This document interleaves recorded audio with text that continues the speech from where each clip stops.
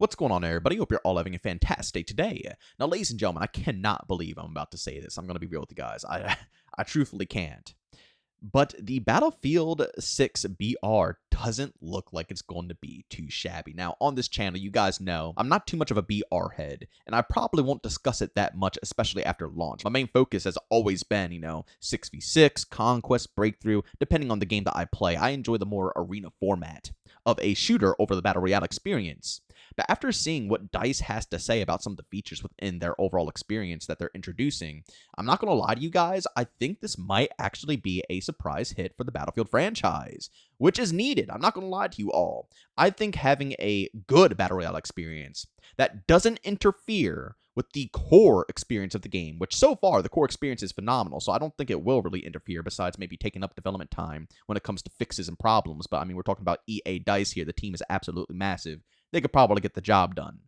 But when it comes down to the BR experience, for the first time in a long time, I think we will be seeing a new competitor that can actually hold their own against the big three between Fortnite, Apex, and also Warzone.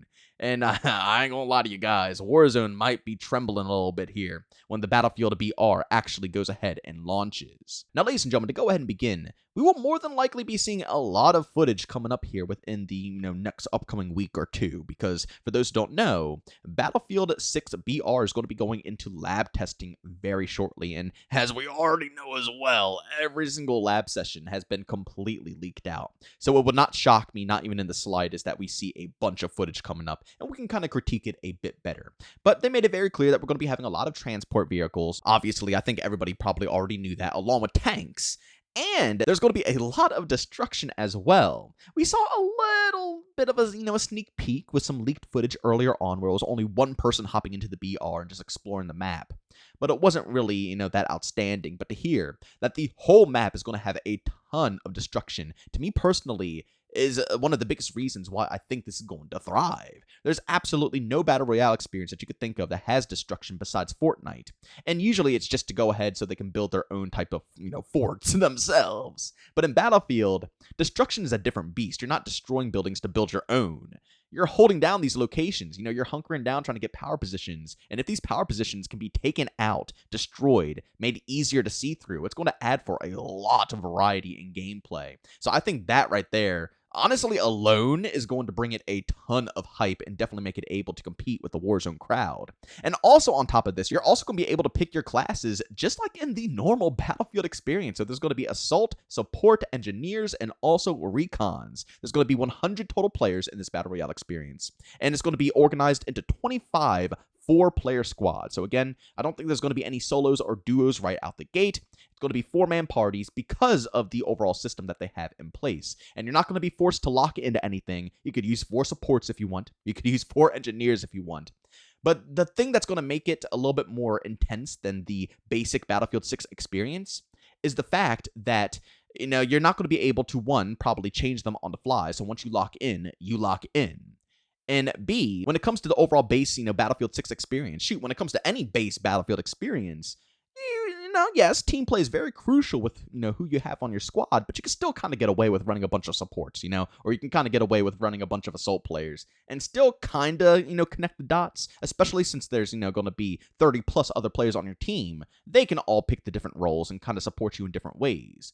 But in a Battle Royale, it's just you and your squad. So you're going to have to pick some variety or find out what the best variety is for you and your squad mates that, will help you guys finish off and win a W in the Battle Royale experience. I don't know. I think it's going to be very interesting and intriguing. And they also stated that when it comes down to being able to pick, these classes, you're going to be able to pick 2 different gadgets from these classes. So you got to pick and choose what you want at the beginning of the game. And as you progress through the match, you will be able to pick up other gadgets. Now, I don't know what gadgets you'll be able to have access to, but they said the pickups are going to be throwables, something like frag grenades, for example. Gadgets, their example was RPGs. Strike packages, which are airstrikes, which will be pickups that you can find on the map. And also armor upgrade kits. So I'm assuming you'll be able to find other gadgets, but I don't know, these specific details. But I just want to let you guys know that you will be able to spawn in with 2 guaranteed gadgets that you choose for your class, whether it's Assault, Recon, Support, or even Engineer. They also describe that there will be objectives on the overall map that are going on pretty much all the time that will reward you for completing these objectives with some pretty decent stuff. Things like weapon caches, vehicle keys, or even mobile redeploy units, which means you'll be able to spawn back in your team.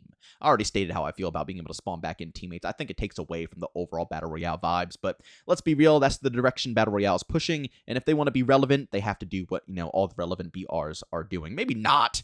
Maybe I shouldn't say that, because you don't always have to follow the trend to be popular, but I don't know. I think a lot of people would prefer to be able to redeploy over not redeploying. That's just a personal gripe of mine and mine only.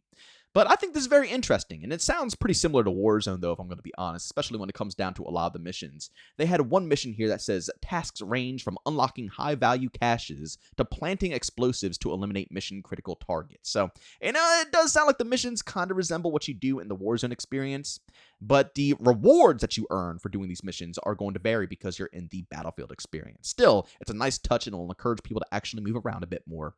And on top of that, ladies and gentlemen, I don't want you guys to miss out on this fine little bit of details here.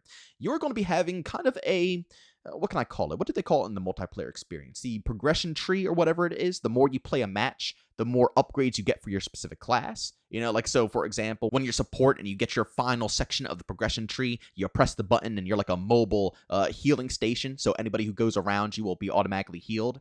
Basically, that is in the Battle Royale experience. I'm assuming it's going to be different and they're going to change things around.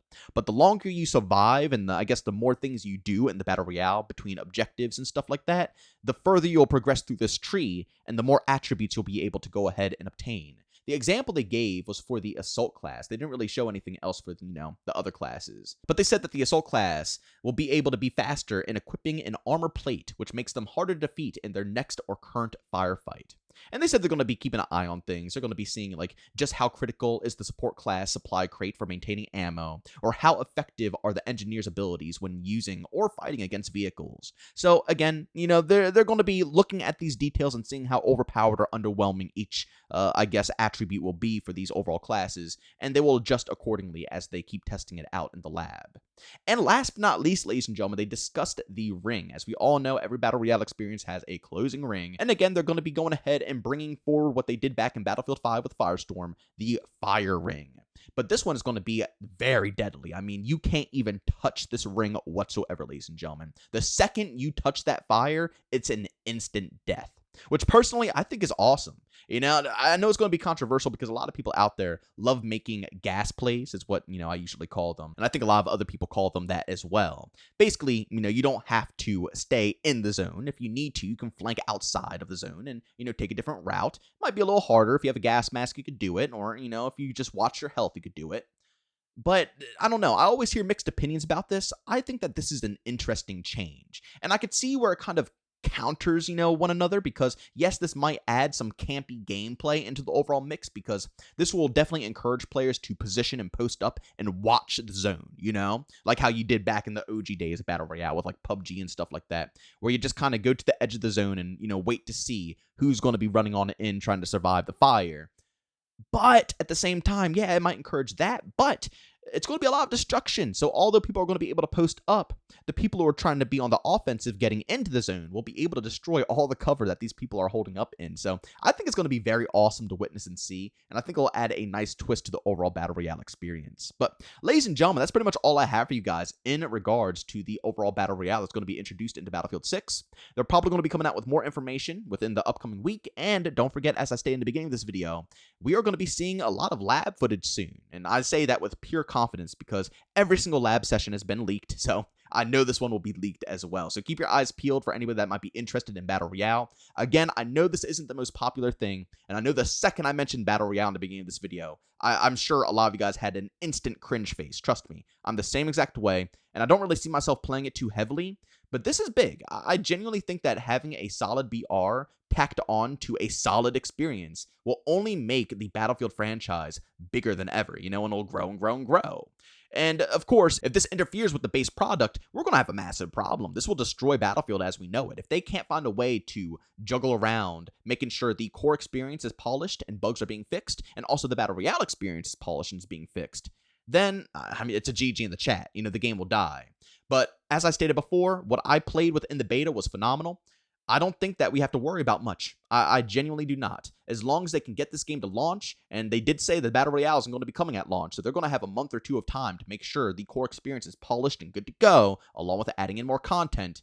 I think things will actually go pretty smoothly for them. For the first time in a long time, I think EA might actually have something on their hands that will surprisingly help improve their overall reputation. Again, no confirmation, and EA is always subject to do something absolutely absurd before the launch of the game. But as I just stated, if they can keep the multiplayer exactly how it is, and just as awesome as it is, and then tag on a BR that is surprisingly good, that can be a true competitor, Battlefield, the name Battlefield, might finally come back to life, and we could see this franchise truly shine.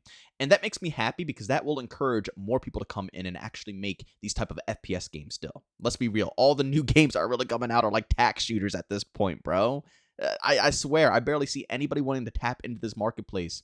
And it's really cool. I mean, we even have Delta Force. I'm not a big fan of Delta Force, but we have Delta Force coming on out. We have Splitgate that's going to be trying to relaunch. There's a lot of games trying to make a name.